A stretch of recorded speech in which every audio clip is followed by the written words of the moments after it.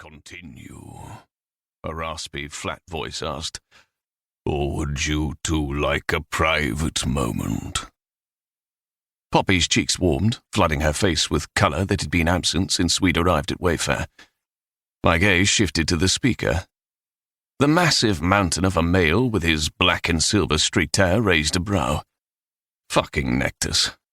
The eldest and inarguably the most dangerous of the Draken was starting to piss me off.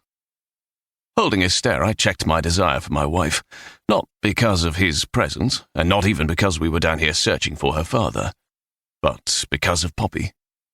Something wasn't right.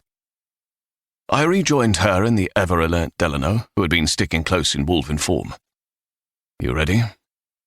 Nodding, she started walking again, the stone floor lightly icy against her bare feet.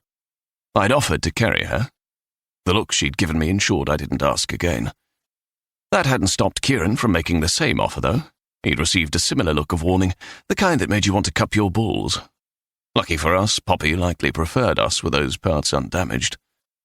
I didn't take my eyes off her as we continued.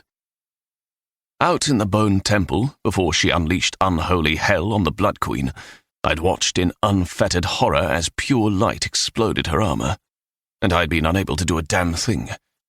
I'd only ever felt such fear one other time when the bolt had struck her in the wastelands, and I'd watched her life slipping from her.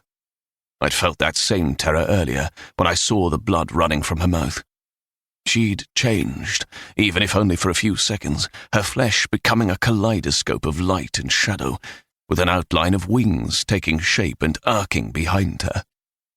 It reminded me of the winged statues guarding the city of the gods in Iliseeum. I then watched her destroy Isbeth. No one among us would miss the woman, but the Blood Queen had been Poppy's mother. At some point, the realization that she had taken her mother's life would hit her, bringing out a lot of messy, complicated emotions. And I would be there for her. So would Kieran. He walked on her other side, doing the same as I was. Every couple of moments he glanced down at her, a mixture of concern and awe flashing across his blood-streaked features. He was a fucking mess. So was I. Our clothing, and what remained of our armor, was shredded from the battle. I knew blood splattered my flesh, some of it mine, some from the Dekais. The rest was dried specks from those who'd been struck down, those who had died but hadn't stayed dead. I glanced to where Delano prowled silently behind us. While most of the Wolven and the others were currently moving through Carcedonia in search of the Ascended and looking for my brother, he had chosen to follow Poppy. There was a strange, unnerving sensation I couldn't shake as Delano lifted his head and pale, luminous blue eyes met mine. I wondered if the life restored to those who'd fallen in battle had been a gift that could be stripped away at any moment. I had no real reason to feel that way.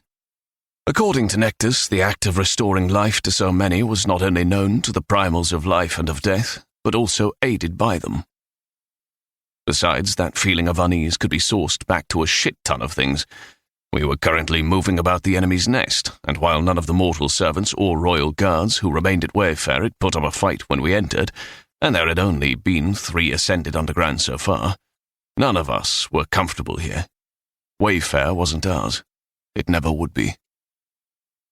Another thing preying on my mind at the moment was my brother, who was somewhere out there chasing after Millicent, who happened to be Poppy's sister. And none of us knew where Millicent stood in regard to their mother.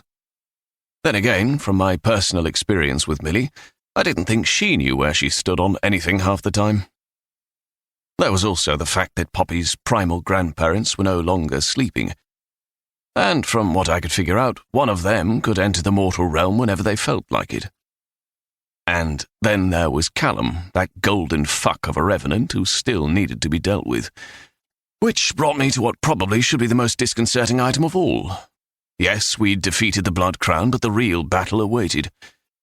We had only prevented Colis, the original and true primal of death, from taking full corporeal form. Still, he was free, he was awake, and he wasn't the only one. All those things were hardcore pressing issues, but... My gaze returned to Poppy's profile and my chest tightened again. The thin, jagged scar on her cheek and the one cutting across her forehead and eyebrows stood out more starkly than they ever had. She was pale, paler than she'd been when she...